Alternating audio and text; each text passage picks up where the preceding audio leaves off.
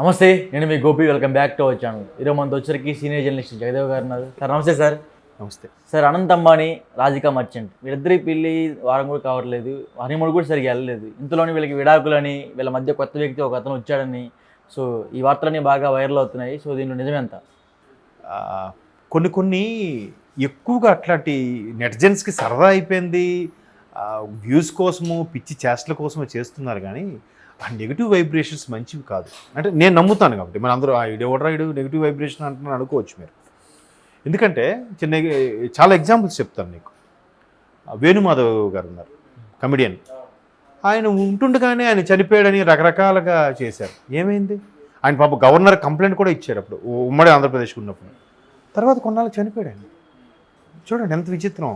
అలాగే చైతూను సమంత విషయం, బాగున్నారు, హ్యాపీగా ఉన్నారంటే ఇంకా ఏదో ఇష్యూ ఇచ్చాయట, విడిపోతారట. ఆవిడ ఈ చైతూ కన్నా పెద్ద స్టార్ అయిపోయింది కాబట్టి మనస్పర్ధలు వచ్చాయి. నేను చూసావా? తప్పు కదా. వైవాహిక ఇప్పుడు సినిమా వాళ్ళు ఏం చేస్తున్నారనే యాంగ్జైటీ ఉండొచ్చు, ఓకే. గొప్ప గొప్ప వాళ్ళు, సెలబ్రిటీసు, వాళ్ళు నిజ జీవితంలో ఎలా ఉంటారు అని తెలుసుకోవాలనే ఉత్సుకత ఉండడం తప్పు లేదు. కానీ దాన్ని ఈ విధంగా మలిచి ఇట్లా లేనిపోని ప్రోపగాండా క్రియేట్ చేయడం అనేది కరెక్ట్ కాదు, చాలా తప్పది. ఈరోజు మన సంబంధం పెడితే రేపు ఆ నెగిటివ్ వైబ్రేషన్ అప్పుడు మనకు కూడా కొడుతుంది. సో అట్లాగే ఈ అనంత్ అంబానీ, ఆవిడెవరు, రాధికా మర్చెంట్, ఇప్పుడు రాధికా అంబానీ. సో ఇప్పుడు పెళ్ళి మీరు అన్నట్టు వారం కూడా అవ్వలేదు, ఇంకా హనీమూన్కి కూడా లండన్ అక్కడికి వెళ్తారన్నట్టుగా నేను వార్తలో చూశాను. అప్పుడే అంటే దీనికి ఒక రీజన్ ఏంటంటే ఇలా రావడానికి ఒక పాకిస్తాన్ నటుడు, అర్సలన్ నజీర్ అనే ఎవరో నటుడు ఇట్లా వీళ్ళ పెట్టి డబ్బుంటే ఎవరైనా అంగరంగ వైభవంగా చేసుకుంటారు, కానీ 10 కాలాల పాటు ఉంటాయో లేదో, ఇవాళ రేపు చాలామంది విడిపోతున్నారు కదా అని దాని మీద వ్యంగ్యంగా వెటకారంగా చేశాడు. దానికి ఆల్రెడీ ఆయన తింటున్నాడు ఆ పాకిస్తాన్ నటుడు. మేబీ పాకిస్తాన్లో కాబట్టి భారతదేశం సంబంధించి ఏదైనా వాళ్ళకి ఆ జలస్ కుళ్ళు ఉంటుంది, అది తట్టుకోలేక వాళ్ళు టెర్రరిజానికి పెంచి పోషించడం, ఈరోజు వాళ్ళ ఆర్థిక పరిస్థితి చాలా దారుణంగా ఉండడం, ఆ పాకిస్తాన్ బార్డర్లో ఉండే చాలా ప్రాంతాలు కూడా మమ్మల్ని భారతదేశంలో కలిపేయండిరా బాబు, మాకు ఎందుకు ఈ శిక్ష అన్నట్టుగా కూడా ఉంది పరిస్థితి, తెలుసా మీకు? సో అట్లాంటి పాకిస్తాన్ నుంచి ఉన్నవి కాబట్టి ఎదుటివాడు గొప్పతనాన్ని తట్టుకోలేక కామెంట్ చేసి ఉండొచ్చు. ఇది ఒక వెర్షన్లో. ఇంకో వెర్షన్లో జనరల్గా కూడా చేస్తున్నారు. ఎందుకంటే ఇవాళ రేపు చిన్న చిన్న విషయాలుగా కూడా విడిపోతున్నారు జంటలు.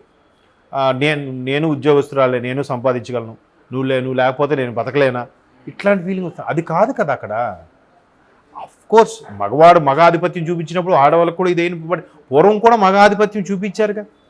బట్ అప్పుడు తల్లులు భరించారు కదా. ఆడదానికి భూదేవికి మించిన ఓర్పు ఉంటుందని అన్నారుగా. ఇప్పుడు ఇలా అన్నా అనుకోండి, అంటే ఎంతసేపు ఆడవాళ్ళే భరించాలా, మగవాళ్ళు భరించకూడదా అని అంటారు. అక్కడ కాదు, సందర్భం బట్టి ఒకసారి వీళ్ళు తగ్గాలి, ఒకసారి వాళ్ళు తగ్గాలి. ఎవరి వైపు న్యాయం మాట్లాడలే మనం, సందర్భం బట్టి. సో అట్లాగా ఎక్కువగా పెటాకులు అయిపోతున్నాయి కాబట్టి అలాంటి సందర్భంలో ఉండొచ్చు. కానీ ఇంకా పారాని కూడా ఆరలేదు కదా. ఇలాంటి సందర్భంలో అలాంటి వ్యాఖ్యలు చేయడము, వెటకారం చేయడం అనేది చాలా తప్పు. తట్టు మేబీ వాడికి ఆ పాకిస్తాన్ హీరోకి అంత కడుపు ఎందుకు మండిందంటే నేను అనుకోవడం, మీరు ఆ పెళ్లి వేడుక చూసారా? ఫస్ట్ ఆవిడెవరు, నీతూ అంబానీ గారు, మిస్సెస్ ముఖేష్, ఆవిడైతే ఫస్ట్ మైక్ తీసుకోగానే జై కృష్ణ అని స్టార్ట్ చేసి సనాతన ధర్మం గురించి, భారతదేశంలో వివాహ వ్యవస్థ గురించి ఎంత బాగా చెప్పిందో మీరు చూడండి ఆ వీడియో. ఈవెన్ ఆయన కూడా మైక్ తీసుకొని అట్లా మాట్లాడి ఆ పిల్ల మా పిల్ల అవుతుంది, ఇది ఎంత గొప్ప వ్యవస్థ, ఇది భారతీయుడు వివాహ వ్యవస్థ అనేది అని చాలా బాగా చెప్పింది. అంటే నేను చూశాను, చాలా ఇంప్రెస్ అయ్యాను. మనం ఇక్కడ మన దగ్గర నమస్కారం అంటాం, లేకపోతే లేదు. ఒక ముస్లిము సలాం వాలేకుం సలాం అనుకుంటాడు, ఒక క్రిస్టియను ప్రైజ్ ద లార్డ్ అంటాడు, అవునా? మరి హిందువులు ఎందుకు ఒక జై శ్రీరాము, జై శ్రీకృష్ణ, శ్రీమన్నారాయణ అనుకోవచ్చుగా అంటారు, నామూషి. ఎందుకులే, అమ్మాయిలు బొట్లు పెట్టడం మానేశారు, గాజులేయడం మానేశారు, అట్లీస్ట్ ఎట్లా అని అనుకోవచ్చు కదా. ఏం బాధ, హాయ్, హలో, గుడ్ మార్నింగ్. వాళ్ళు చూడండి ఎంత స్థాయికి వెళ్ళినా పెద్దవాడు కనబడితే కంపల్సరీగా సలాం వాలేకుం అంటాడు, అవునా కదా? మీరు అబ్జర్వ్ చేయండి, ఆడు ఏ పొజిషన్లో ఉన్నాయి, ఎంత ప్రొఫెషనల్ అవని, మనకెందుకు లేదు, మనకెందుకు ఉండకూడదు? సో అది ఉండాలి అన్నట్టుగా అంత స్థాయిలో, అంటే ప్రపంచంలో భారతదేశంలోనే నెంబర్ 1 కుబేర్లు కదా వాళ్ళు, ప్రపంచంలో కూడా ఒక ర్యాంక్ ఉంది కదా వాళ్ళకి, టాప్ 10లో ఉన్న వాళ్ళే కదా. మరి వాళ్ళు కూడా ఎంత చక్కగా సంప్రదాయబద్ధంగా అలాగని పెళ్లి కదా అని చెప్పి ఇష్టాసారం వేసుకోలేదే, సంప్రదాయబద్ధంగా చీరలు కట్టుకొని చక్కగా అలంకరించుకొని జై కృష్ణ. ఎంతవని 140 కోట్లు అవని, 140 రూపాయలు అవని, ఫుట్పాత్ దొరికిన కాటన్ చీర అవని, ఆ భారతీయతకి ఆ చీర ఉండే నిండుతనం ఇంకా దేనికైనా ఉందా? మరి అట్లా చేసి చక్కగా కట్టి జై కృష్ణ అని చెప్తూ వివాహ వ్యవస్థ గురించి మాట్లాడుతూ అంత బాగా చెప్పారుగా.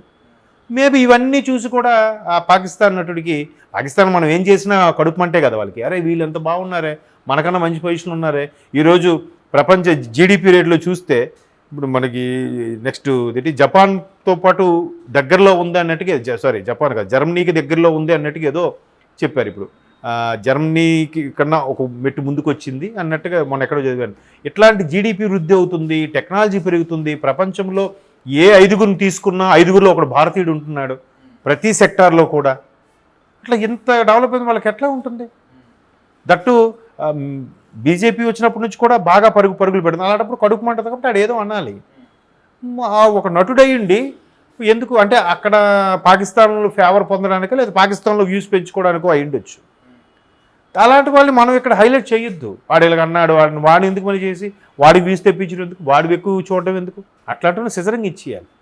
సో వాళ్ళు అంత చక్కగా అంత స్థాయిలో కూడా వైవాహిక సంబంధం గురించి కానీ పెళ్లి గురించి కానీ, అంతకుముందు ఎంగేజ్మెంట్ అయినప్పుడు కూడా నేను గోల్డెన్ స్పూన్తో పుట్టినా కూడా ఇంత హర్డిల్స్ ఫేస్ చేశారని మాట్లాడాడు అనంత్ మాట్లాడితే దానికి ముఖేష్ ఎమోషన్ అవి కళ్ళలు నీరు వచ్చేసాయి ఆయనకి. ఉంటాయి, ఎంత లేనోడికైనా సమస్యలు ఉంటే ఉన్నోడికి ఒక రకమైన సమస్య, లేనోడికి ఒక రకమైన సమస్య లేనివాడు ఎవడున్నాడు చెప్పండి. బట్ అవన్నీ అధిగమిస్తూ ఇట్లా మొన్న ఎవరో మిత్రులు చెప్తున్నారు, గోదావరి జిల్లా నుంచి 3 వెళ్ళారంట బ్రాహ్మణులు పురోహితులు అంబానీ పెళ్లి చేయడానికి, వివాహం చేయడానికి.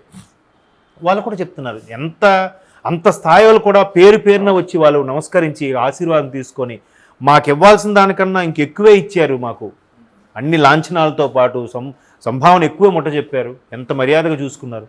అది కదా కావాల్సింది. అవి చూడరు ఎందుకు, అవి చెప్పరు ఎందుకు? ఎవడో ఇలాంటి వాడు వచ్చి మధ్యలో వాళ్ళు కాళ్ళు పారాని ఆరలేదు విడిపోతున్నారు, ఎంతే ఆయన ఎందుకు పచ్చని సంవత్సరాలు నిప్పులు పోస్తారు అంటే ఆ కడుపు మంటతో వచ్చే మాటలు అవి. పాకిస్తాన్లో అతనైతే ఇక్కడ మన ఆంధ్రప్రదేశ్లో వేణుస్వామి అంటారు. అట్లా పేరు ఎందుకులే, మళ్ళీ ఆయన మనోభావాలు దెబ్బతింటాయి అంటే చెప్తున్నాను. అట్లా ఎప్పుడైనా సరే చూడండి, వేణుస్వామి అన్నారు కాబట్టి చెప్తున్నాను. మరి అది ఆయన ఇష్టం, ఆయన సిద్ధాంతి పండితుడు కాబట్టి. నాకు తెలిసిన ఫ్రెండ్ ఒక ఆయన ఉన్నాడు సిద్ధాంతి, నేను ఆయన ఆచార్య అని పిలుస్తుంటాను. అంటే అంత నాలెడ్జ్ ఉన్నవారు కాబట్టి ఆయన గురువు సమానంగా చూస్తాను. ఇప్పుడు ఆయన కూడా ఎప్పుడు చెప్తాడు, ఏమండి వాక్శుద్ధి ఉంది కదా అని చెప్పి ఏది పడితే అది మాట్లాడకూడదు. జ్యోతిష్యుడు అనేవాడు ఎస్పెషల్లీ మంచి అయితే చెప్పచ్చు కానీ చెడు అయితే మాత్రం అది అవ్వదు కాదు అనే పదాలు కూడా వాడకూడదట. వాళ్ళ నోటి నుంచి అలా వస్తే అది జరిగిపోద్ది. అంత శక్తి ఉంటుంది వాళ్ళకి, ఆ ఇంట్యూషన్ పవర్ అంటారు దాన్ని.